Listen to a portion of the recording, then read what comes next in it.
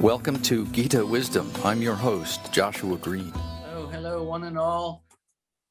Pleasure to see you, even if you're only pixelated and 2 inches square. It's still a pleasure to see you all. Welcome back to a very exciting installment of Gita Wisdom. I've been waiting for this day expectantly for a very, very long time. I'm going to take, as a matter of fact, you want to know how much I've been looking forward to this? I wrote out my introduction. I never do that. Never. I don't believe in it. It's against my faith to write out introductions. If you can't introduce someone from your heart, why bother having them on your podcast, right? But I had to make an exception here. So bear with me because I'm going to read you just 3 brief paragraphs. Okay, you ready? You all comfortably seated there? Good. Okay, here we go. Iain McCaig. Just the sound of that name, right? Iain McCaig. There's something kind of men in kiltsy about it. You know, you're stalking the moors and stuff. Iain and I have been best friends for more than 30 years. We've traveled together overseas. We've been there for each other during the hard times. We've done some good storytelling along the way. And of all the joys that have come from knowing Iain, the one that I most appreciate is seeing things through his eyes and discovering ways of seeing that I had not known about. Now, it turns out, those of you who have been attending any of our Gita gatherings for the past 16 years, you've heard this. It turns out that we perceive only the barest level of reality and that the exciting stuff happens just beyond our normal perceptions. And that is often the perceived world that is the illusion. Iain showed me, he's drummed this into me over 3 decades, that there really is no such thing as fiction, just bad writing. And that a fantasy universe described well can have even greater weight of reality than the empiric universe that we perceive with our senses. Now, that was a game changer for me because it gave me tools that I could use to break through the illusory barriers surrounding the ancient Indian epic literature, in particular the Bhagavad Purana, which describes worlds that are so fantastic they make fantasy seem mundane by comparison. Seen through, I lay claim to this word, McCaigian eyes. Seen through McCaigian eyes, Hanuman, for example, is not a mythic monkey creature. Hanuman is a person with simian features. Only when his story is poorly told does Hanuman seem like a myth. So, how to introduce Iain, or as the old Lulu song goes from the movie from the 60s, To Sir with Love, how do you thank someone who has taken you from crayons to perfume? The best way I know how. Please join me in welcoming my dear friend, Iain McCaig. Bravo, bravo. There's more, Becky. Don't stop now. Iain, I've been waiting for this for so long. I'm sharing with you my most precious possession, my best friends. Oh, hi, everybody. My best friends. These are people, I know most of these people for quite some time now, which is dangerous in some cases. But I can attest to their hearts, that these are people who take the journey to a better understanding of ourselves and the world around us quite seriously. And they have got some amazing questions and comments. So you're in for a treat tonight. We're in for a treat and they're in for a treat. Fantastic. I'm still getting used to the whole Zoom environment where you say something and hands wave silently in the air. There's not a sound coming from anyone. No, don't do that. I gave a talk in Fukushima, and I had a translator. I remember being on stage making Star Wars jokes to great silence. And then after the interpretation had gone out, you get some laughter, but by then you're sort of wanting to fill the silence with, I'm really sorry, I didn't mean to make a joke. It's gone already. George is not really that ugly. No, please laugh. So, well, you are a seasoned speaker. I mean, that's one thing I can tell all of you with us this afternoon is that Iain is in great demand. So this is a very generous gesture on his part to be with us. Iain is the featured speaker. I don't even know all the places where you've been featured. You're kind of like the go-to guy for fantasy and for characters and for storytelling and movie making. I mean, you're a polymath in the world of I think polyarts, right? Polyarts, yes. Well, you'll see some of that. I took your keynote and added a few things and changed a few things. Mostly I made the backgrounds black. Sorry, the images look better on black. Yeah. But yeah, I put one of those talks that I gave and let you see the audience, and I put a history of us. history of mostly two of the projects that we've worked on together over 30. I've counted properly this time. It's not 40. I apologize for the misadvertising. It is 31 years. Because I have that first painting I did for you, and I put a little date in the bottom corner, and it was 1989. And I have Terry Windling's first script for the Sorcerer's Apprentice. Wow, such a beautiful, beautiful story. How do we want to get into this? Do you want to tell a story, or? Well, I like faces on the screen, so I'm loath to switch to a keynote presentation, but it might help to go through those images and then to talk about it all after. Sure. Let's do that. So if that, begging everyone's indulgence, if I could rant on through a set of images, at least it'll give you a picture, a snapshot of that 31 years of us. And by the way, I think I made a bunch of jokes and answers to your notes in the last email, things to do, not do, what to wear. No, kidding. And I answered you. I knew we were meant to be together because when I was a kid, they called me Boo Boo. Oh, no. And you're Yogi. Yogi and Boo Boo? But it's true. I was actually Boo Boo when I was a kid. My big brother was Yogi. And so, of course, they needed a Boo Boo. And I hated it. I've always hated it. I pay people not to call me that. I do like Boo. Because Boo Radley was one of my most favorite characters from To Kill a Mockingbird. And so please feel free to call me Boo anytime. You're the only people I've given permission to do that, so I know who you are. I can find you, not Boo Boo. Thank you, Hans. All right, so I will share. Can I share my screen? Have you given me presenter permission? I think Anuradha, are we there to do that? Yeah, you should be able to just hit the share screen green button at the bottom. I will do that. Okay, here we go, folks. Technology. Got it. Oh, wow, there we are. So mostly this is what I'm known for, these kind of images. Oh, wow, you all popped up at the bottom. You look like some of my creations. Excellent. I guess, all right. And this is me giving one of my talks, torturing small children in the name of Star Wars.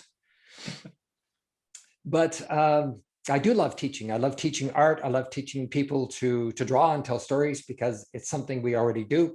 And all I have to do to look really, really good is to make people think they can do it while they're awake. But every night you dream perfect stories and characters, wonderfully lit, beautifully animated, great dialogue, and then wake up and think you can't do it. So really all I'm doing is teaching you how to do that when your eyes are open. So I was working on that when I bumped into this gentleman's company, Stories to Remember, through a mutual friend, Alan Lee. At the time, I was doing book covers. I was not in the film industry at all. This was a cover I did because Alan was too busy to do it. So it was Irish Folk and Fairy Tales, Volume 3. And of course, those are all my friends.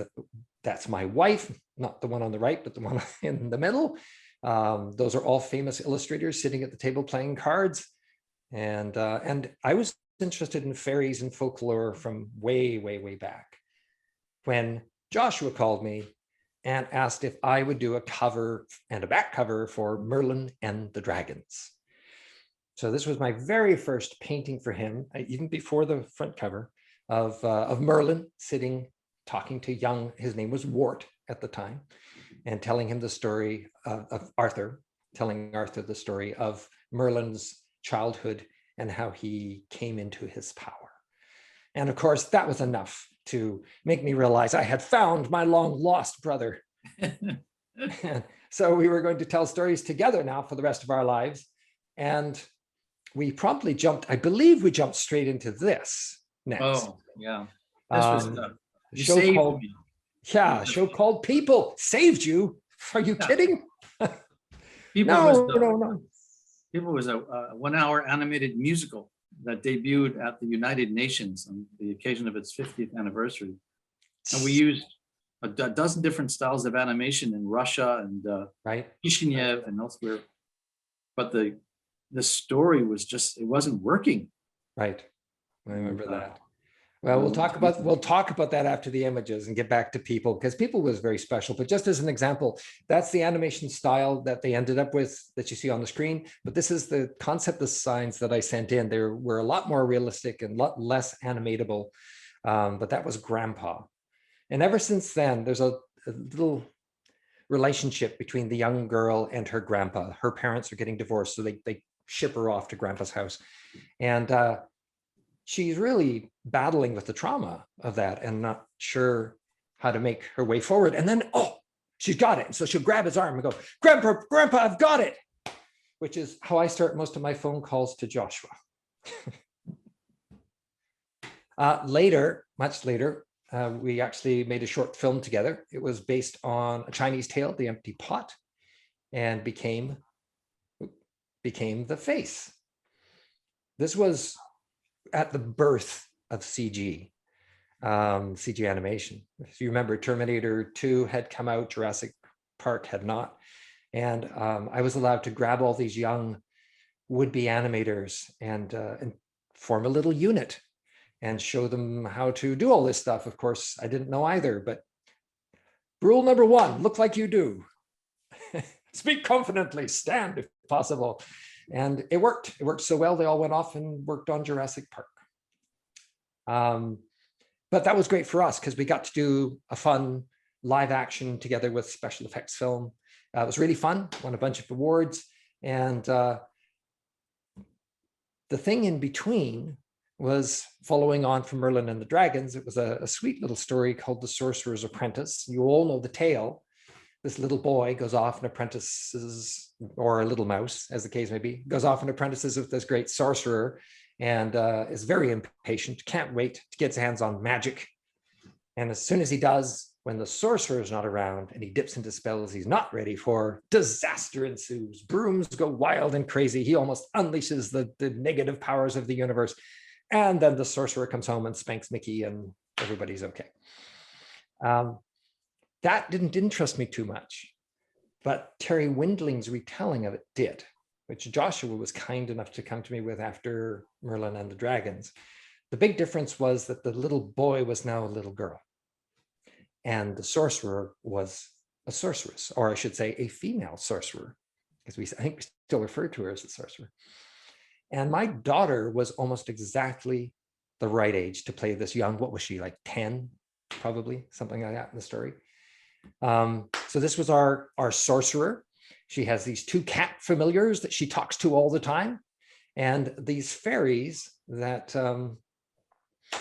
they cause mischief. They're the brooms, I think. Hang on, I'm going to put this on full window. Oh, I can't go to full window because it's Zoom. All right, never mind. Yeah, there's these fairies that take the place of the brooms and cause mischief, and she gets into trouble way over her head. And here she is doing her things with the 2 cats in great alarm, watching her unleash those spells.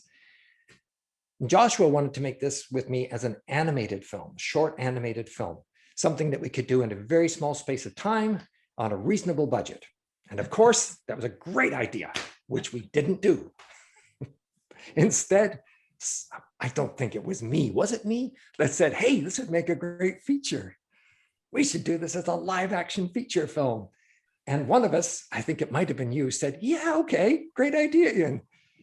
And thus began a decades-long journey to turn this into something bigger than it ever was. I won't say bigger than it should have been, but it's a complete new story when you retell it in a different form. You want to keep the heart and find a way to manifest that inside a new structure, because short stories don't always blow up into films really well, as we found out. And this was a long, long journey, but we kept at it. And we had several versions of the script that we took to studios and presented, and we were really proud of them. I mean, finally, fantasy wasn't all about big, hairy men. And the studios, if you remember, kept saying to us, this, by the way, before Lord of the Rings, before Harry Potter. Fantasy was a bad word. And this was before both of those films. So they kept reading our scripts with this puzzled look on their face. And they would say to us, but couldn't it have like a man sorcerer? One of those old bearded people you draw so well. And we resisted. We kept saying no. And so they said no. And it just didn't happen for years and years and years. And finally, in despair, and by now, by the way, my 10-year-old daughter is probably what, 16? Like that. And hitting that wonderful, fantastic stage of life called puberty, and exploring ways to push back against parental authorities and things in the most creative ways. And to reflect that, I revised the story so that the little girl was now a street fighter, an orphan girl who makes her living pounding people 3 times her age and 10 times her size on the street to make a living. And a male sorcerer, played very hopefully by Sean Connery, finds her and decides, wow, she could not be doing that without some sort of magic, and I must train her. So I rewrote the story with Joshua's blessings so that it became about a story about this male sorcerer trying to mentor this young girl apprentice that may or may not have been infinitely smarter than he was, and probably was. Sean Connery said, no, I've retired. So it became Billy Connolly. Why not? He's still got a Scottish accent. And they said no. So we didn't get it even with one male sorcerer. They still wanted the little apprentice to be a little boy. The fairies, by the way, got a little more realistic in this version of the story with Sean Connery. A little more gnarly, a little more personality. They started to step more onto the center stage. Finally, after another 10 years, my daughter's now 26 and a concept artist in the film industry, working with me on all kinds of things. Finally, we get a nibble from a studio in Sweden. Oh, wait, sorry. He also battles a sea serpent as well as the fairies in that Sean Connery version. So we get a nibble from a studio in Sweden. They read the script and they go, ooh, we really like this.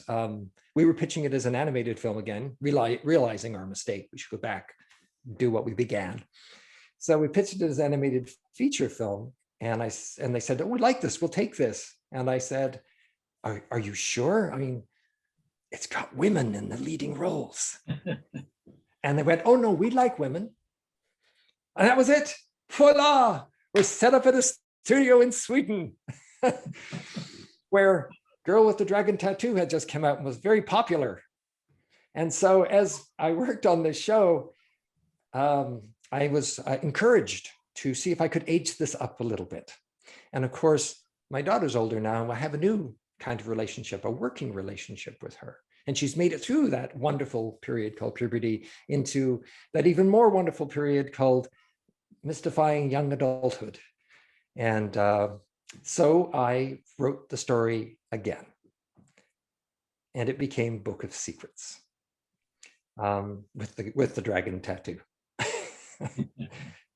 And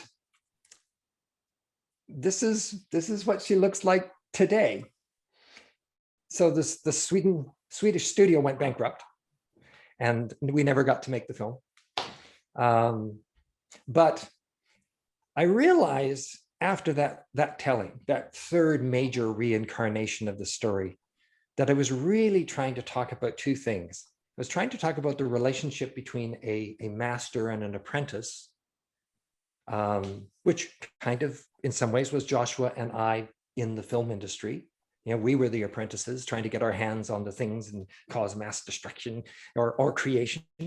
And the studios were the ones that were smarter. And now I know, no, we were the masters trying to mentor a film industry that it's okay to make films about fantasy with women as the main characters. And I still think there's more life to this story, but the joy is in just telling it.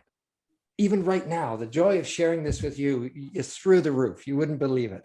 Joshua, we did it. We actually put it on a screen and showed it. I could do my Highland dance right now. Take it on the road. Right? But Absolutely. I have a new relationship with this young lady as two adults. And I very, very much want to talk about that story still. And possibly the entire story of her growing up. So I'm not sure how we're going to do that, but Grandpa, I think I got it.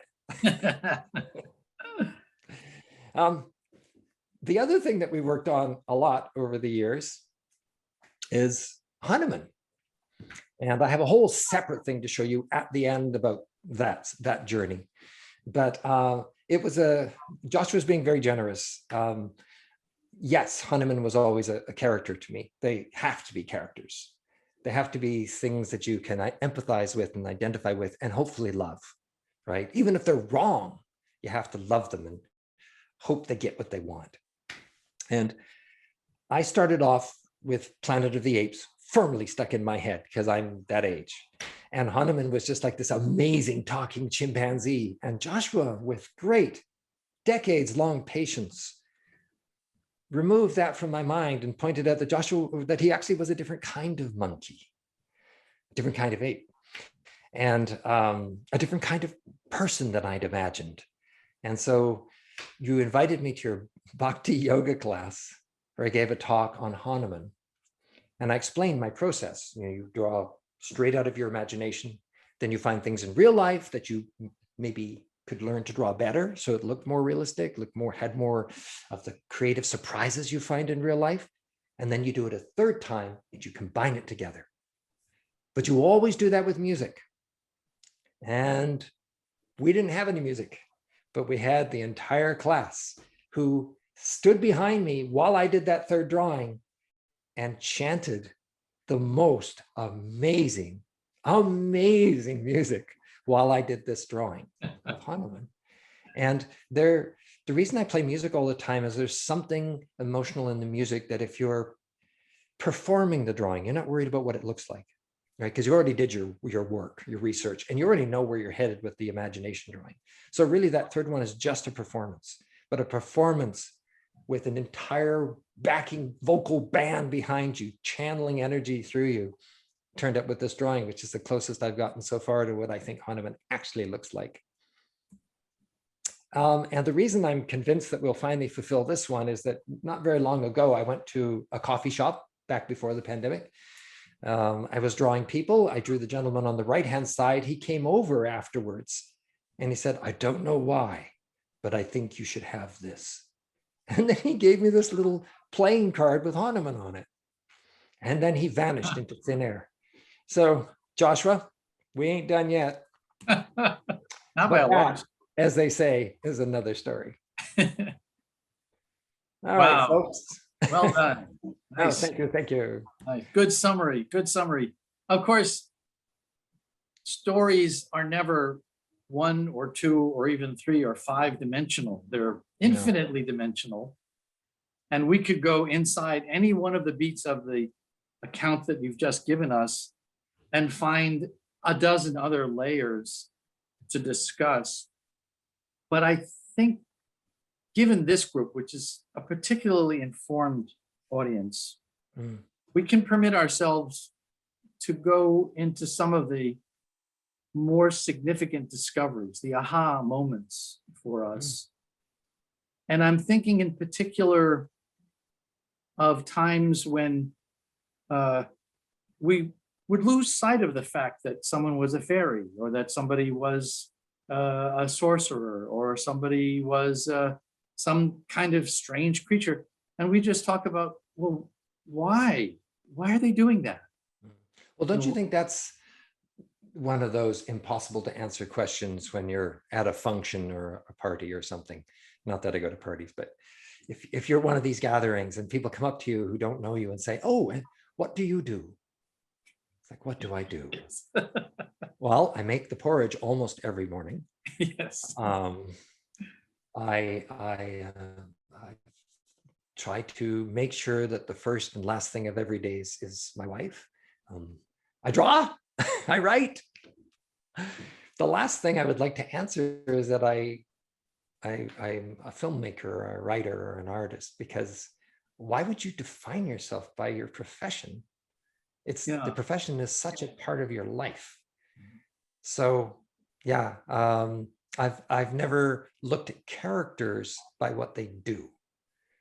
I've always tried to look at characters by who they are and what they're most proud of and what they're most afraid of.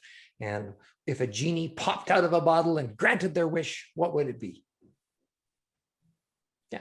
I remember conversations you and I had. Sometimes they ran all night, if I can remember correctly. There was one moment you and I were in Cannes for the film festival. I remember that. And I think we were showing Sorcerer's Apprentice around. I remember you walking around with a little fairy, that you'd sculpted in your breast pocket. And it was just kind of like hanging out there. And people would come over and say, what's that? Yeah. And we'd have a conversation. Yeah, the worst thing in the world to try and sell something is to sell something. Right? You want people to ask you. You don't want to have to go and barge into their lives and tell them. So we would just go and talk and get to know them and if they didn't want to talk about the little creature sitting in my pocket, that was totally fine with me too. But those were telling moments, weren't they? I mean, if we started a conversation with someone and they seem to fall into a kind of a cliche or formula approach to making a product, right? If this was a product that we were thinking about, it didn't feel right. We didn't want to do that. Yeah, no, that's not why we were telling stories. Yeah.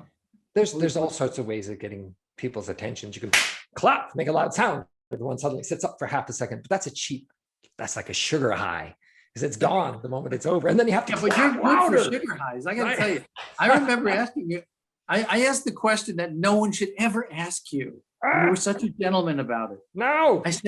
I said, where do your stories come from? You remember this? You were staying here at my home on Long Island. And I asked the one afterwards, oh God, did I really ask him that? What did I say? And you said they come from anywhere. And I said, come on, that's such a cliche, then you said, well, give me an idea and I'll tell you the story. I said, okay, taking out the garbage. I remember that. And you said, okay. Oh, that's easy.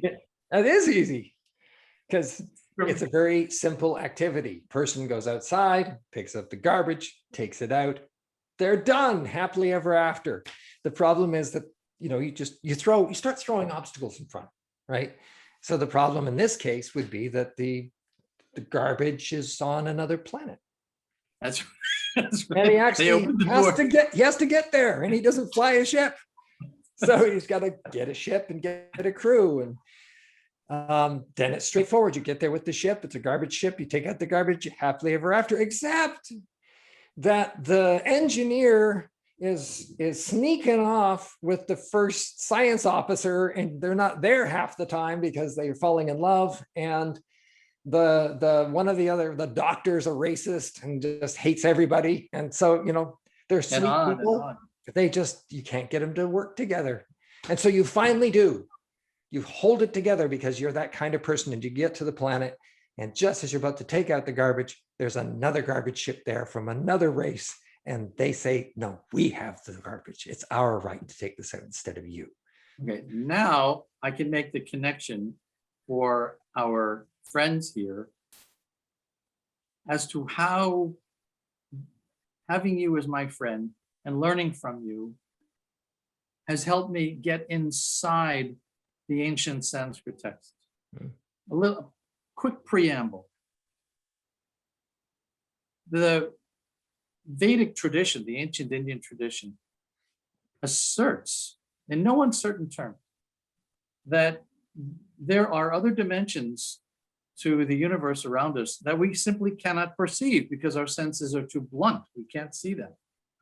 The idea of having been here before, of having traveled to other worlds, of meeting fabulous creatures, it's really not all that difficult if you simply allow for the fact that we only are aware of 4 dimensions, 3 spatial dimensions in time. But there are so many other dimensions that are kind of rolled up and tiny that we can't perceive. And the beauty of storytelling is that it empowers you to go inside these other dimensions that normally you don't have access to. And that helped me to look at the stories of Krishna, the stories of the Ramayana, the stories of Mahabharata, the story of Hanuman. Right. And instead of worrying, am I buying into some mythology? I began to concern myself with the people and the challenges they were confronting. And now all of a sudden there was a point of connection for me. There was an emotional point of connection. There was an intellectual point of connection. The fact that it was taking place in some fabulous environment is really not irrelevant, but it was no obstacle whatsoever to really feeling something on a very deep level. Yeah, that's actually the same thing as the little fairy in the pocket. If it's happening in space on a garbage ship with all these different fascinating characters, can't be talking about you. So there's no barrier. People don't come to it ready to fight or ready to be defensive. They're open to the story. And it's only about halfway through, they go, wait a minute, you're talking about me. And you got him by then. But that's scary So, yeah. for some people, isn't it? Not everyone's ready to do that. Right? Well, again, I just take you back to last night. You did it. You all did it. You all created stories for yourselves and confronted them. Stories is how we process the world. And I think that we're hardwired to create stories to make sense of the world around us, to codify and give us a purpose. And then regularly, life decides to remind us that you made it up because, oh my God, there's a pandemic. Oh my God, this happened. Oh my God, I did this. I don't do that. Why did I do that? And you're shaken and you realize, whoa, wait a minute. I made up that I didn't do that. And then you rewrite your story, usually in your dreams again, so that, oh yeah, of course I would. That's because I was feeling this, or that's because I haven't learned that. And then you get back into stability again because your story is making sense to you. Right. But I think it's really important to learn storytelling and what good stories are, because then you can write a good story for yourself. If you know what a hero is, if you know what a villain is, you can actually make a choice. So yeah, learning storytelling lets you have a good life. There's something, if you take it seriously, there's something quite existential about it. In terms of Bhagavad Gita and the vocabulary of the Bhagavad Gita, right? There's a core self.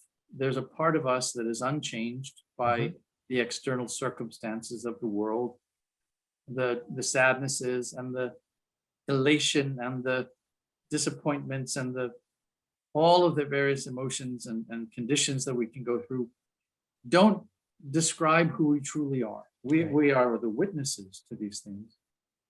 And coming to know the core self, the inner self, the Atman, the part of us that doesn't change, the part of us that is untrammeled by all of the vagaries of the temporal world, that self is quite beautiful and quite solid and quite substantial and complete. And one of the things I think I have admired about you over the years is, without using any Sanskrit, you've always described that core self. And if I may, I don't want to wax poetic here, but in a way, I think you embody that in your own life. I don't know anyone, Iain, and forgive me, I sound like I'm flattering, and maybe I am, but it's how I feel. I don't think I know anyone who's managed to embrace his life with such a firm sense of the rightness of it, no matter how wrong it can be, as you. You and I have known each other through some pretty rough times, and they've never broken you. I mean, I think they've been painful, but I can't say that I ever detected some sense of defeat, some sense of giving in to the tragedy of it. And I just need to ask you, how do you do that? I mean, is it like a breakfast cereal that you eat, or? It is. It's porridge. Told you, I'm Scottish, and so a good bowl of porridge in the morning, and or a good sticks to your bowl of ribs. porridge. You feel good for the rest of the day. Yeah.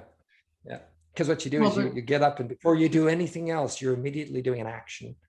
Porridge takes a while to simmer. So you, of course, do your exercises on the floor there. My dad was a bodybuilder, so I get used to people working out in the house, like pushing off the cupboards and from the, doing curls on the table and all that stuff. So while the porridge is cooking, I do my exercises. Porridge, I always make too much, so it's always enough for everybody else.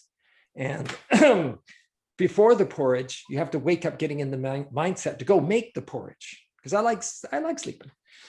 So what I do as a reward for getting older, I let myself count to the number of my age.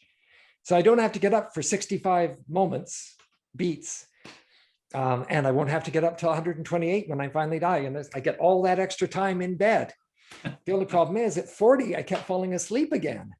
So I found I had to take, now it's 64, I had to take 64 things and remember them. And so what I do in the mornings is I remember 64 really good friends that I've known, really, really wonderful moments, really, really fantastic stories that I've read. And I tell you, if you do that for that many things before you get up to make the porridge, woo, you're jazzed. And you asked me, what do you say? That was one of those questions you asked. What do you say when you look in the bathroom mirror? And I do. I look and I go, thank you. I'm still here. But even if I wasn't, thank you. Because, the performance is over. I love stories, but I love all of story, not just the beginning and the middle. I like the end as well. I like that they do end, because it makes the choices that you make within a limited number of years or days important. It does matter what you choose, because you don't have unlimited choices. And I don't always make the right choices, as you know. But think about what you would be if you hadn't made those wrong choices. You wouldn't have had any of those insights. You wouldn't have learned any of that stuff. You wouldn't have been brought back to that humble state where you realize, oh, I really don't know much of anything. Now you just put your finger on it. There was never, I mean, look, we've lived with this Sorcerer's Apprentice, Book of Secrets. Yeah. Since, Terry Windling's original picture book text was 1995 or 93. Or oh, no, it's before that, I think. Was it earlier than that? Yeah, sure. All right, so we've lived with this story all these years, and we've come so close to getting a deal with a studio, and then something happened totally outside our control. Well, I cannot recall that you were ever disappointed. No, because I had the rights to Ursula Le Guin's Wizard of Earthsea for about 8 years. And this was, and I love, Ursula Le Guin's one of my great mentor, happy authors. And I knew nothing about actually putting a film together and making it. And I didn't know how to write a screenplay. I'd never written a screenplay before. So I hired someone else to write the screenplay. And he was great. Wonderful screenwriter, fantastic writer, still one of my best friends, but I had to let him go because it wasn't the one that was in my head. And I'd promised Ursula a certain kind of story. So I went in and I rewrote it, and I still remember presenting that to her. She's got a face like an old tree. And when she scowls, whew, dragon-like. So she's reading my script, and that takes a while. So I sat there for the whole hour while she read the script, and then she looked up and she said, I wish I'd written the story that way. And then smiled, and all the lines made sense. And, best moment of my life. That didn't mean I knew how to make that movie. So we've had those moments too, where all of a sudden the script was starting to work, or the casting was right, or the images were new and fresh, and we could get the studio excited about them too. That doesn't mean we knew how to set up a movie. A movie is it's a band, and the band has to all work together, right? And it's a band of artists and actors and financiers and engineers and all kinds of different people. And unless you know how to get them all polarized and going in the same direction, you don't get coherent light. You just get a massive, beautiful light rays going in all directions. So I think when you're saying that, through no fault of our own, well, no, it probably was, a lot of it was my fault. I didn't know how to close a deal. Do you remember Arnie at that dinner that we went to in MIPCon in Cannes? At the dinner table, we're sitting there and he's just chatting with this guy, and then suddenly they're mentioning millions of dollars, and he holds his hand out and the guy shakes it, and it was done. That was the deal. So, no matter what you feel about Arnie, he knew how to close a deal. And if you don't know, you got to work with people like that. You've got to find the right people, and you've got to find people with the right hearts, because that much money makes people very greedy. Well, you're pointing to the classic tension between art and commerce. I mean, that's been there since the dawn of time. And should be. That's what I'm saying, is that it's all part of the same art form, in the same way that suffering and sorrow and traumas and death are part of life. You don't want them, but we do have to acknowledge they exist, and they're not going to go away. They're a part of this. So you said you never saw me defeated. Defeated is, there is no defeated. The only defeated is if you don't get Only up. do. Well, or don't get up. If you lie in the road after being knocked over and you don't get up, you're probably defeated, unless inside you're trying to get up and counting to your age and all that stuff. So yeah, I don't know. I've been very blessed. I've had a really wonderful life. I'm as privileged as you could possibly get, because I had parents who loved me. I have brothers and sisters I adore. I was encouraged to draw and write to an insane degree. They actually, when I was 14, they moved house to America, and I said, no, I need to be here. I need to be here right now in Canada. Please don't put the house on the market. Just let me keep it for a few years, and I'll look after everything, and I'll take care of myself. And they let me do it. So at 14, my parents left home. I had no guardian. I'm in this big 3-story house with a Steinway grand piano and a reel-to-reel tape recorder and a Bolex film camera and a Remington typewriter. And believe it or not, instead of turning to a life of amazing parties and debauchery, I made movies every month, and I wrote radio plays and made one every week. And I wrote Pulp Fiction by the ton. And I even kind of learned a little bit of piano. So yeah. And that We're kind going of— to open this up. We're going to let our friends ask questions. Please. Just before we do that, I hesitate to ask this because I don't know whether it's proper or not. I recall you telling me many years ago that you almost went blind. No, I did. I have no core sight in the middle of this eye. I actually just failed a driving test.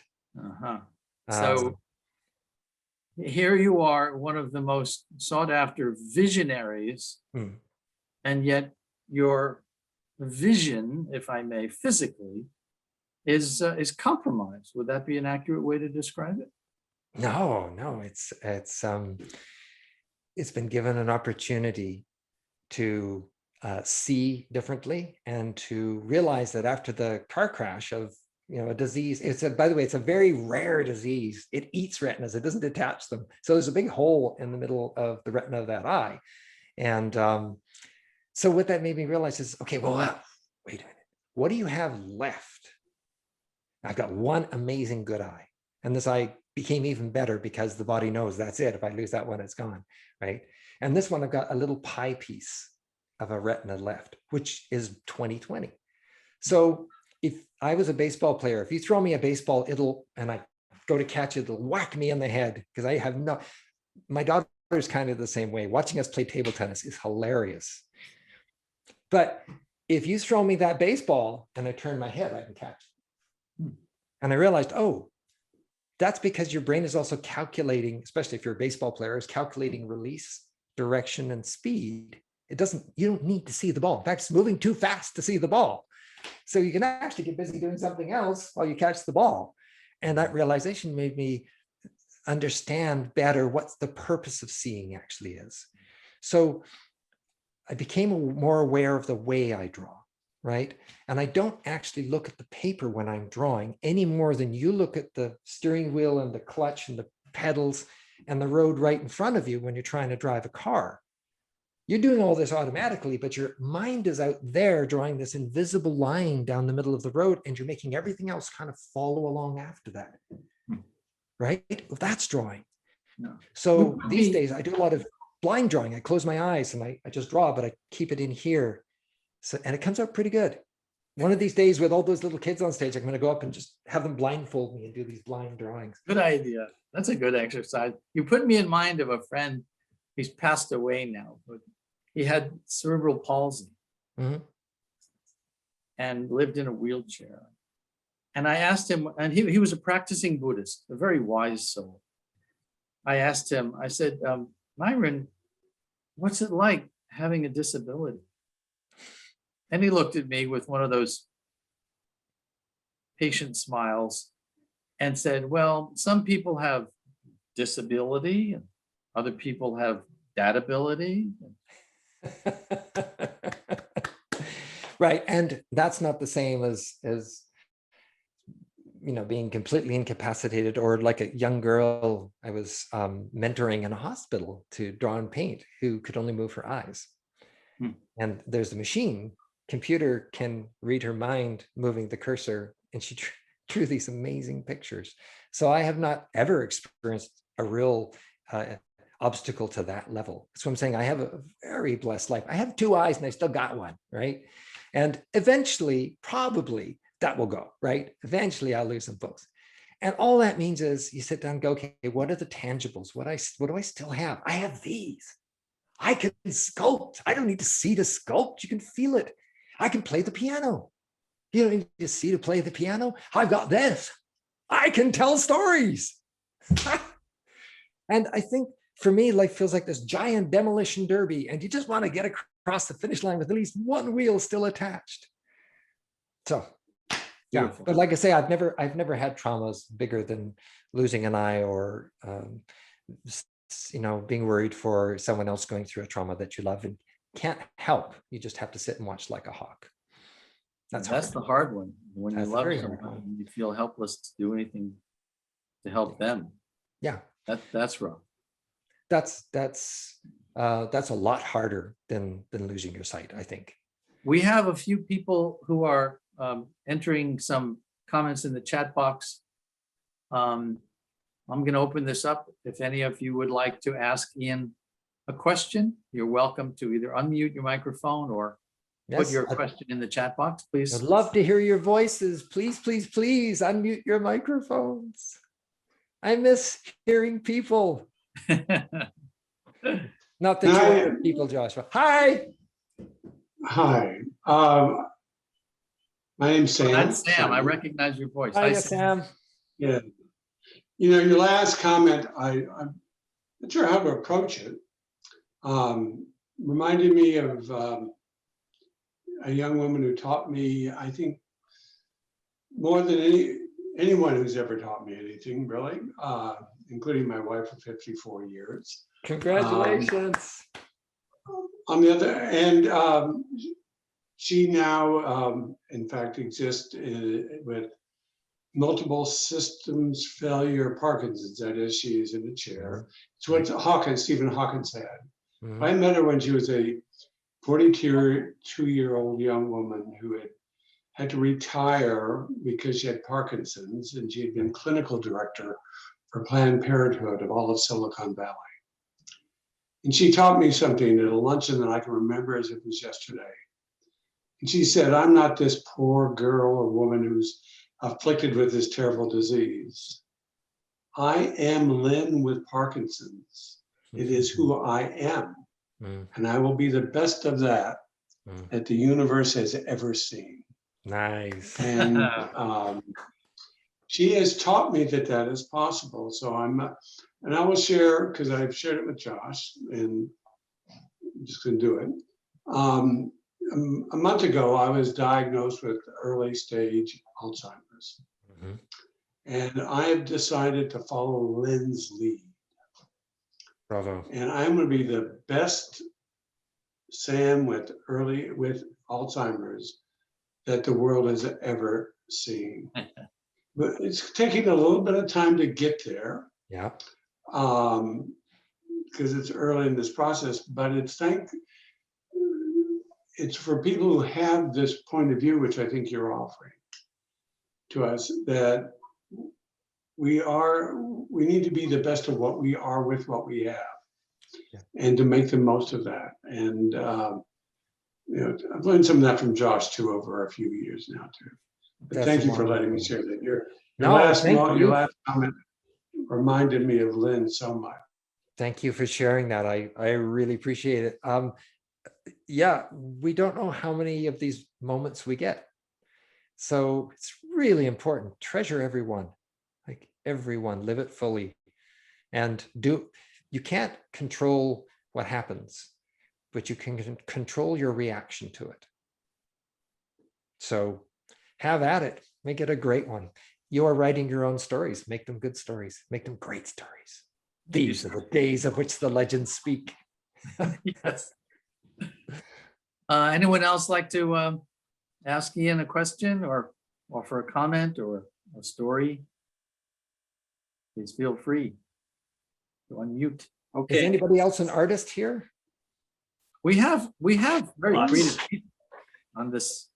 Laura, come on for a moment. Unmute your mic. I want to ask you a question. Me? Sorry, who's the artist here? No, he is. We're both artists. We both are. You're both artists. Yeah. What's your favorite thing to make or do or draw or You paint? talk.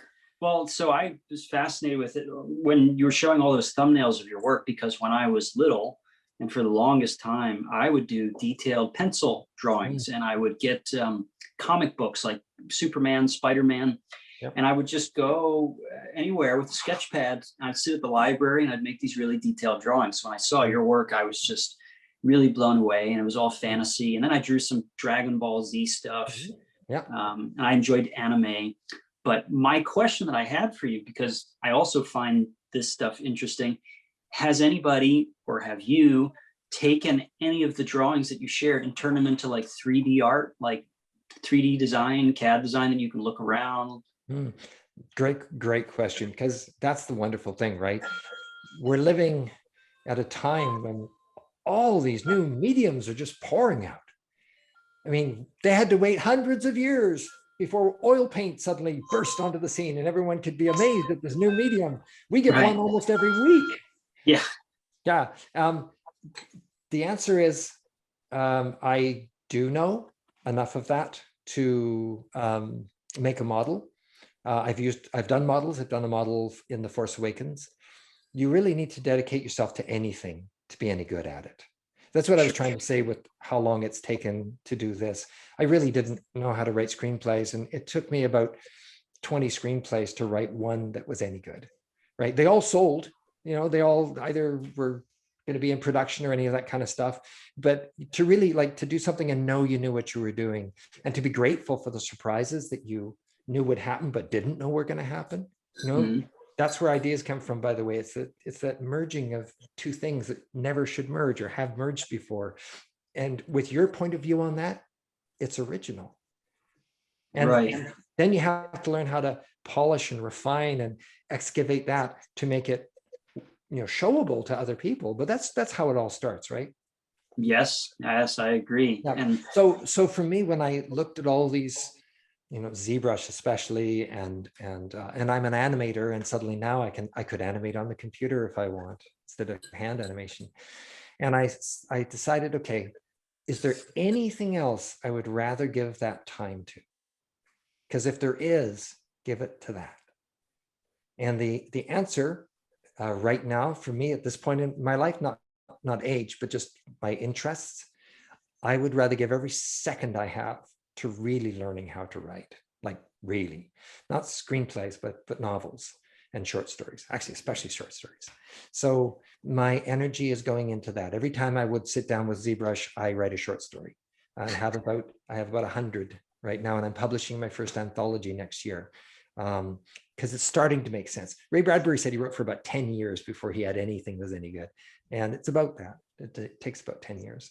That's your passion. Yeah, that's my passion. I really love writing. I love writing. I love words. Look, these are my friends. And that's one wall of dozens in this house that are wall-to-wall books. I love them when they have pictures too, because there's things you can do in pictures you can't do in words. And I love it when there's music involved as well, because there's things you can't do in either of those that music is made for. So I will probably continue to learn programs that allow me to combine those three. Okay. So illustrated radio plays, even animated films, anything that's small enough that I can do it all by myself. But for sitting down and just learning a modeling and animating program, it's not where I want to give my energy right now. So Got it. So not yet, but Thank maybe you. when I'm 100, I will get to it. Have other people modeled your work? Yes, all the time. That was Yes. actually my main question. Okay. No, and I'm honored. I'm ridiculously honored when people do that. They usually send me, screenshots and sometimes even the model. And by the way, as long as it's not copyrighted by some other studio, if it's one of my drawings, you have a complete license to model it to your heart's content and show it off in your portfolio. Just credit that it came from my drawing and it's all yours. Honestly, I really don't mind. Do you know where they could be seen publicly? Because I would like to. I'm actually going to release a book of that because Oh, the whole issue of copyright now is being re-examined, mostly because there's generations that feel it's okay to just take everything. And that's not necessarily bad. It's bad if it's done for only commercial gain, but if it's creative endeavor, I don't know if people should hold on to it for too long, but you do have to be fair to the original creator. But I don't like this possessiveness, a studio or suddenly some studios are trying to trademark the name Frankenstein, right? This generation's old family name, but no, it belongs to us. And so what I thought I would do is make a book, maybe with my daughter, and just pour out all these designs, all these creations and characters and worlds, and it's yours. Do anything you want with it. It's public domain from birth, and you can just have it. Because why not? I love it when people. that's one heck of a gift, an open source gift. There you are. It'll be an open source gift before I go. Lara, it's great to see you. Glad you and your Nice to son are see you here. too. Ian, we have a question in the chat box. Has the pandemic inspired new stories to write or draw? Yes, they are in the queue of other stories that need to be told before that, because I'm on the other side of those stories and I can look back on them. I usually don't write. I definitely don't write diaries, and I don't write stories to figure out the ending. I'd rather live the ending and then talk about it, talk about the other choices I could have done. But if I'm busy making up what the ending would be, I miss it. I miss actually doing the ending. I miss experiencing the moment. So the pandemic is so fresh and so weird for me, because I spend most of my life in a studio, either writing or drawing. It's different if I'm directing a film, if I'm on set, but a majority of my life is in a studio writing and drawing. And I'm in quarantine for most of my life doing that stuff. So my life has not changed much at all, except Ian's less weird now than he used to be. However, all the people I love it's like seeing them through the glass of a not very nice toy store. And everyone is suffering and going through all kinds of hurt and loss and depressions. And once again, I can just watch like a hawk and try and be there if they need me. And that's hard. It's not as hard as being on that other side of the window. That's, So I wanted that's a to put that. fascinating observation. The idea that a story has its time, Mm. that it may have to gestate. You know, we shouldn't be too impatient to tell a story if it's not ready to come out, if it's not ready to be told yet. I remember approaching Leo and Diane Dillon. Mm. Leo's passed away now, but one of the Yeah. most extraordinary children's book illustrator couples in history. And this was back in the 90s. And I was suggesting that we do a project together that would be an anti-apartheid statement. Mhm. And they had a very a revealing response to that. They said, we don't think that apartheid will last. We think it will reverse. It'll go away. And we're more interested in doing a story that transcends a historic moment. Mhm. I thought that was a rather lovely response, that they anticipated. It was a reflection of their own view of the world. Yeah. You know, that Wow. we have this self-correcting mechanism within us, and let's let that kind of level of activity play itself out, and we'll give ourselves to the stories that endure, to the messages that are timeless. Right. That's, I mean, they were amazing couple. But something to remember is that really the one precious, unique gift you have to give to the world is who you are. Right. Nobody will ever see the world like you do. No one has your history or set of loves and fears and passions and so on. So if you're honest in how you communicate, you don't have to worry or work at being special or unique or worthy. You already are. You're the best you'll ever be. And it's wonderful because it's every day it's different. It keeps changing. So if you just record and share really honestly how you feel, then you just, all the rest of it's just learning craft. So you get out of your own way and communicate better. And by the way, there's a tool that I use to be able to know who I am, because it's not that easy. I think actually it's harder to see who you are than it is to see sometimes who other people are. And so here's a trick you can do. Get a book. It's a sketchbook, but it's not the sketchbook where you work out drawings or practice your life drawing, or even the one where you go to the coffee shop and draw. This is a soul sketchbook. Because what you're going to do is every day put something on one page of that book that you feel passionate about.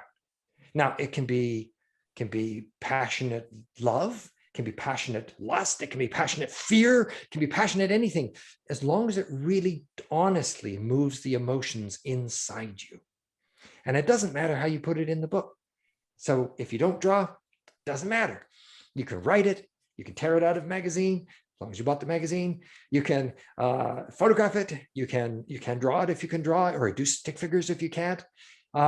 Just make sure that every day has captured something you feel strongly about. That's another. After Ian 6 listens. months, look through the book. Yes. go That back is and look at that is a every time. snapshot of your soul. And That was then another moment for me when communicate that. you described for me once that not all stories are meant to be films. No. You said some stories are meant to be a painting. Some stories are meant to be a poem or a Yeah. song or But a remember, recipe. remember too, that because we're all so different, anything I've said about what I think, is meant to be this or meant to be that, I bet there's somebody here that would find a way to do it. Because again, an Ursula Le Guin quote, which I love, is that there are no walls so high and impenetrable as the ones we build for ourselves. Mm. And sometimes if you think you can't do something, then you can't, because you thought it up, made it a prison wall for you. But other people may not have that wall, and they may find a way to do it. And that's why, for me, I've never, ever, ever sat and enviously looked at another artist, ever. Because I just think it's the same creativity that beams out of all of us. And how lucky are we that we're conduits for creativity? And when I see it come out anywhere, it's like, yes, another candle. Wow. And I think if we put them all together, we might get a glimpse of the fire that's in the middle that we're all reflecting bits of. That's a nice image. Yeah. My But dear when we do friend that Cher, together- we have a question from my old buddy Cher here. She says, do you find that Cher. your artwork over the years has strengthened spiritual attributes like mindfulness, patience, acceptance, compassion, letting go of control, self-therapy, etc. Yes. Oh, very good question. Thank you, Cher. Everything practically that I know about life came from drawing. Everything. It's not so much strengthened it as from day one. That was my guiding light in how to live life. Some days it works, some days it doesn't. If it doesn't, that means you haven't learned what you need to learn. So stop and learn it. Then it works. It's very simple. The drawing is bigger than you. So you go in there with an intent and you leave with a discovery. The discovery is maybe some of your memories or fears and passions and so on, and maybe just some random thing that you happen to look at while you were thinking of ideas, and they merge together and form a new thing that you never would have thought of. So you leave with these gifts, and it makes you feel doesn't make you, it's not about feeling small. It's about feeling a part of this wonderful, bigger thing that truly binds everything together, every single person. That's what I mean when I see it come out of somebody else's who's holding the pencil at the time. It's great. I wouldn't have thought of anything like that in a million years, and yet I know it's the same force. It's the same creativity. So yeah, I mean, I could go on. Everything I know about life, about love, about being generous and kind to yourself, kind to your inner critic. Everybody's so mean to their inner critics. Oh, I got this voice telling me I'm terrible and shut up. I would be great if I just didn't have that voice. It's like, what? No. That voice is so useful. It keeps you humble.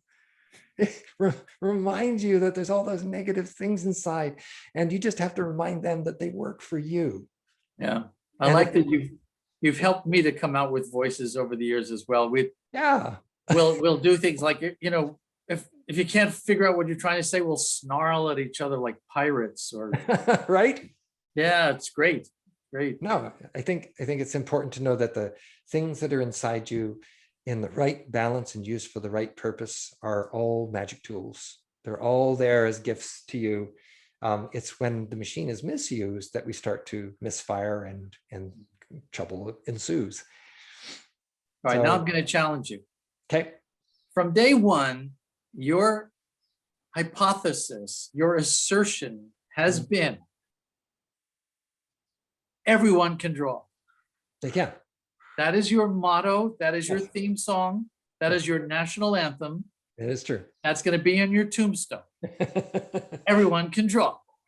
Along with a link to a site that teaches you how. Yes. With a link. That's right. Yes. The tombstone will have a Absolutely. URL at the bottom. Of course it will. All right. So why do you say that? I mean, I've never become particularly confident of my own drawing skills, and I lament that, like the way I lament having given up piano lessons when I was 15. And I wish I could just sit down at the keyboard and make music the way I had started to learn to do that when I was younger. Why is that conviction important? Why is it so important to you that everyone understand they can draw? Well, not just draw, it's anything, including that piano. Whatever it is you wish, go for it. Learn it, do it, right? If it's truly a wish, if that's something that, the genie pops out of the bottle you'd ask them for, why wouldn't you go for it? As long as you have enough fingers to push the buttons, and if not, I've seen people play with their toes and stuff. It's like, no, you go for what you really, really want to do, and don't make something like lack of talent or lack of training or lack of years left in your life be the reason why you can't do it. Because those are excuses, not reasons, right? And as for everyone learning to draw, there's certain fundamental languages we all have, right? We all make noises in some fashion or other, and that particular language we make noises in becomes a tool to verbally communicate. But we also do sound effects, wonderful sound effects, most of us. And those communicate really well too. We didn't have to learn that one. We honed it by watching people's reactions. Drawing, you picked up a pencil and scribbled, most of you, before you ever learned a word. So drawing is actually your first language, and it's inborn in you. It's everyone's right to be able to continue to do that. You stop usually when you're about 10 years old, because suddenly it doesn't have to just be a drawing, it has to be good. Right? And you're embarrassed if it's not, so you stop. Right? But imagine if when you spoke, it had to be good. You'd never learn to speak. You spoke whether it was good or not. You spoke because you had to communicate. You wanted something. You had to tell people about it. Well, drawing's just the same. And so is music. And so is cinema. And so is theater. Anything where you're communicating an expression, a thought, an idea, a moment, an emotion, all of that's just language. And language is just like any language. It's about 6 months, 1 hour a day. You do the Rosetta Stone version of that, and you'll come out with the ability. You won't be, Shakespeare speaking in words, and you won't be, the best artist in the world, because you'll still have a lot of things to learn, but you'll be able to communicate. And I swear, once you learn that you're communicating in art, it gets better. If you're trying to make it better, it will never get better. It only gets better by focusing on the things that actually That's matter. a wonderful insight. That's a great insight. I love But that. it's true, right? Yeah. You focus on the thing that's important. It takes away the fear of the thing you think it's not going to be. Yeah. My friend from California, Nina, writes, I've drawn off and on for years, and I've made progress in drawing when I realized that it's less about the marks on the paper, but learning to see more clearly. Yes. Seeing is a huge part of it. I think most of us by the age of 10 as well have trained our I think they separate out the hemispheres of your brain when they talk about this, but I don't agree with that. I think we use all of ourselves when we draw, and all of ourselves when we do math and writing and so on. But we train ourselves to think in symbols. So suddenly this is not a dark shape next to a light shape next to another dark shape that implies something round in here, right? But where does it end? Because, hey, it's doing it up there too. Oh my gosh, this is echoing it here. It's fantastic. And the light's hitting from above here, so that must be shadowed under. Oh, amazing. And then it goes off here, and what's that dark shape doing? It's popping out the side of that here. And, it all blends together into one thing.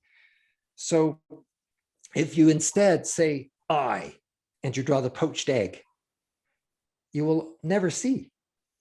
You'll never see what's here.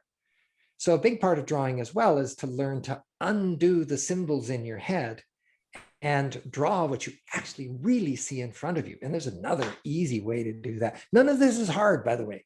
It's just like all lessons. You just have to learn it, do it, practice it, but none of the learning is hard. So if you want to break yourself of symbols, all you have to do is take a line drawing with no tone on it, and copy it, right? And then when you're done, put that aside and copy it again. But this time, turn that drawing upside down. And now that line drawing's upside down, and don't cheat and do this. Just look at it. And that's too complicated for the symbols in your brain. And so it literally passes out. And the side that draws goes, oh, well, I think I can do this. Can I hold the pencil? And then boom.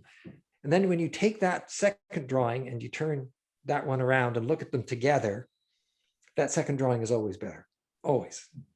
And it's just because you tricked your brain into actually seeing as opposed to drawing symbols. I do love these little insights, and they've been like candies that you've sprinkled along our path as we've strolled together over the years. There was one I remember that really I didn't believe it when you first said it. You said that there is as much of a head above the eyes as below the eyes. Now, whenever I've drawn a face, the eyes are higher than the middle. They've never been in the middle. Yeah, same with kid drawings too. They draw what they know, and they draw what they react to. So usually it's a big head and two legs coming out from underneath. They don't have any much use for the body yet. It's just, yeah. And also from way down below, all you see are big long legs going up to a head. So yeah, you learn to draw what's really there partly by tools. So and not everybody's exactly halfway with their eyes, but it's more or less that. So if you know that that's about halfway, you can then take your measuring thing, take a piece of paper and put it down here, and then move that up here and realize, whoa, I need to make top of my head way up here, and then physically make yourself do that, but only until you learn how to do that. Then you won't ever have to measure it again. So it's exactly like driving it, right? Again, you never think about the pedals and the wheel and all that stuff, or rarely do. So you just learn these techniques to correct what's in your head. Same with, by the way, from the side. Most people will draw the front of the face way too big, and the back, they cram it up like this, and it's far too narrow a head for the size a head really would be from the side. So you just get used to pulling that back, putting things where they belong. It's the same, by the way, it's the same with stick figures. This is the most revelationary one of all. Most people come up to me and go, oh, I can only draw stick figures. And it's like, no, you can't. Most people can't. Because what they do is they draw a circle, and then they draw the stick coming down from the circle. And then they draw 2 arms coming off of the stick and 2 legs coming off of the stick. But they're missing 2 lines. They forgot to draw the line for the shoulders and the line for the hips. And you put the sticks on the end of the straight lines for the shoulders and the hips, and then you can articulate it. It can move, it can do stuff. I swear, just do that to some stick figures. Your figures will start dancing across the page. You did that with me a few years ago, and Right. that was great fun. That was great. It's Nina adds, Ah, she says, it's like my yoga practice. Trying to emulate a yoga pose never works. I have to unlearn the symbol. Interesting comment. Oh, and then she offers this little appreciation. Living our fullest life and living our joy. What a joy you are, Iain, lifting all our spirits. well, bless you. Thank you so much. It's so nice to see people. You are the best. You are the best fantasy creatures that have ever lived. We have a few minutes left. If someone would like to add to our conversation, you're welcome to join in the few minutes we have left with Iain before we say our goodbyes. If not, I'll add a comment. Hi, yes, please. Hi, this is Julie. Hi, Julie. Hi, I do have a background in fine arts. But lately what I've been finding a lot of pleasure in doing are collages. And it's so fun to like put butterfly wings on a cat, or put a cat head on a very stoic like Renaissance painting, or just like playing, like interchanging images with each other, and weird contrasts and conjunctions of things. So just when you're talking about fantasy, I think of that as a little bit of a fantasy world for myself. I think you've just described the answer to where do you get your ideas from. In many ways, it is either a collage or a synthesis of different things. There's one other way, by the way, you might want to try this if you like collages. Find one of those amazing bathroom floors. It's got some sort of speckled texture on it, or they use them in bathrooms a lot. They have them in kitchens and things as well, but anything that's got a speckled texture, and stare at it. Start to find the faces, because there are hundreds of them there. And I mentioned the bathroom because I'm sitting there for a while, but I spend hours in there because I get fixated on these, and then I have to draw them all. But really, a lot of it is learning to complete the lines that aren't there. And suddenly those faces can pop out at you. And once you get good at faces, by the way, find the rest of the figure, because it's there too. Garrett, you have your hand up. Hello, hi. Hey, Garrett. Hey there. Hi, Iain. Good to see you. We met at FairyCon back in 2008. I know. Oh, you remember? Okay, cool. Yeah. Of course I do. Yeah. What are you up to these days? Oh, these days it's a strange world, kind of the dark time of the soul right now for me. But your story and hearing you talk wherever you are online is always cheering me up. And I've developed a muscle syndrome in my shoulder and neck that prevents me from doing like pencil drawing and painting right now. So I've shifted my focus to storytelling. And I just wondered, writing, I should say, but just I wanted to hear like your thoughts about like the bumpy transition between like changing lanes, like if you ever had to do something like that, like what kept you, like what was that like, and what, I don't know, kept you together, I guess. Yeah. The only one that I can even barely relate to there, because like I say, I've been really lucky, extraordinarily lucky. But baseball and table tennis were two of my great passions, especially baseball. I wanted to be a baseball player. And when I lost the sight in that eye, which was around about the time I finished art school, I can't play baseball anymore. I can catch if I do this all the time, but that doesn't always work when you're playing a sport as fast as that. So I had to adjust to the idea that, okay, that's not going to be a major part of my life anymore. But the joy I got from baseball still works if it's on a flat surface. Okay. So any game, any sport that has a plane with the ball lying on top of it, I can judge there exactly where it is because it's all flattened. I don't need depth perception to be able to tell that stuff. So I just switched sports. I switched to the things that I can do on flat surfaces, table, air hockey, any of those kind of things, pool, any of the stuff you can do on a flat table is great, right? And then also I find other things that can, that are major passions like baseball was, because air hockey is okay. It's not baseball. So I find other things like piano. Okay. And I put more energy into piano because music's as great as art, storytelling. I love it to pieces. So yeah, it was more the passion still there. Find where else it's bubbling out of the ground and give your attention there. And then also, by the way, don't give up on syndromes and things that are happening.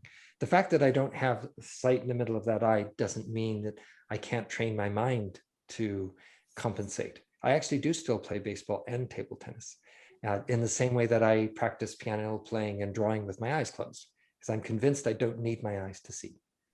I just need to prove that to myself and then prove it to the world. So whatever it is that's making it impossible for you to draw, keep searching to find ways to compensate for that and to overcome it if you can. But in the meantime, storytelling, well, that's what your drawing was all about anyway, right? And you still have my email address, I believe, right? I do, yes. Send me an email after this, and okay. we should talk about story. Awesome. I'd like to know where you are and what your struggles are with that, because to me, it's the most exciting thing in the world to work on that right now. Cool, fantastic, man. Ian. Thank you. Great to see you again. Good to see you. Yeah. Cheers. We're coming to the end of our time together, unfortunately, but I can't thank you enough. You've been a dear friend and an inspiration to me for so long, and I've always wanted to share you with my friends. You came once to Jivamukti. I remember when we did the Hanuman drawing. That's right. That was quite an experience. You started off by asking everyone to pick a monkey that they liked. And you showed a bunch of different photos of monkeys, right? I remember, yeah. And we took a vote, and people tended to like this particular kind of rhesus monkey or whatever it was. Right.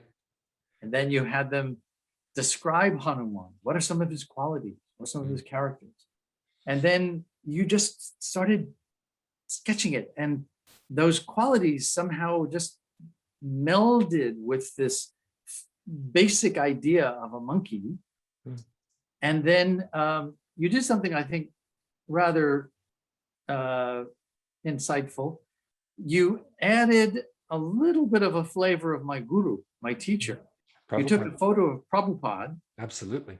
And you blended that because we talked about how Hanuman, despite his very enthusiastic nature, is a very, very wise soul.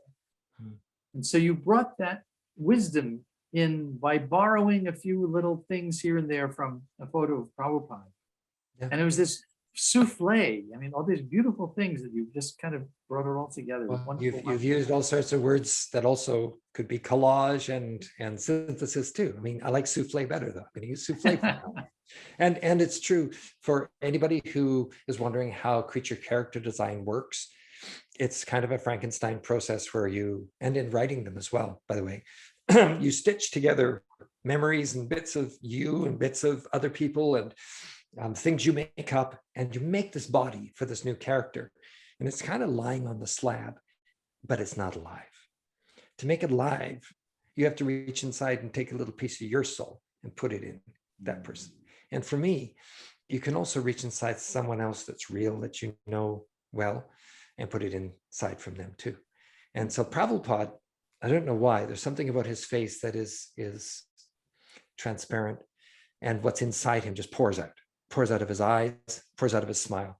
And it's so easy. I mean, I think he gave it to me, but I looked at Prabhupada. I was like, oh, take this piece of me. So I just went, bing, and then the body that you stitched came to life. And what a gift. That was a surprise to me too. Yeah, that's beautiful. And by the way, thank you for all the nice things you said about me. I should do a podcast about you so I can return the favor. Joshua has enlightened me, has delighted me. Every time I call, practically, he gives me a new story from this ancient world and this ancient mythology. And that's where Hanuman came from for me, and the Mahabharata and the Ramayana, but also just these little wonderful stories that make no sense until the punchline. And they delight and light up my life. So I thank you for that, my friend. Well, on that note, I'm going to wish you all a very pleasant afternoon, pleasant evening. And would you all please join me in thanking Iain for taking the time to be with us here today? Thank you. Much love to you, my dear friend. Thank you very much. And Appreciate your time. Thanks. Anytime. bye, everybody. Have a good evening. Tell stories, make us proud. Thank you for listening to Gita Wisdom. For more information, please visit gitawisdom.org.